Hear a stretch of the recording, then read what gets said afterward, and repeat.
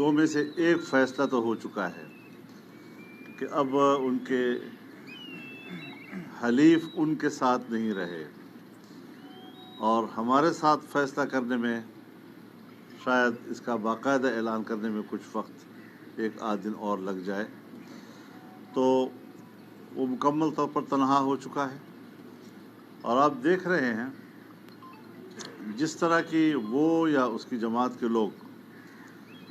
Media کے اوپر جلسوں میں جو زبان استعمال کر رہے ہیں، یہ کسی شریف انسان کی زبان نہیں ہو سکتی۔ اور میں نہیں سمجھتا کہ اتنے بڑے منصب پر ایسے لوگوں کا ہونا، ہماری رائے بالکل صحیح تھی کہ یہ ان مناصب کی بے توقیری ہے۔ آج جب یہ لوگ کہتے ہیں امر بالمعروف، امر بالمعروف کا لفظ بولنا بھی ان کو نہیں آتا، اور پوری آیت تو سرے سے نہیں آتی کہ یہ کہاں لکھا ہوا ہے قرآن میں اور کون سی آیت میں ہے اور آیت کیسے پڑھی جائے گی۔ تعجب مجھے اس بات پر ہے کہ جو سر تاپا منکر ہے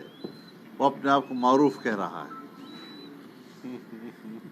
سر تاپا منکرات سے بھرے ہوئے، سب سے بڑی بات، اور اپنے آپ کو معروف کہہ رہے ہیں۔ شرم تم کو مگر نہیں آتی۔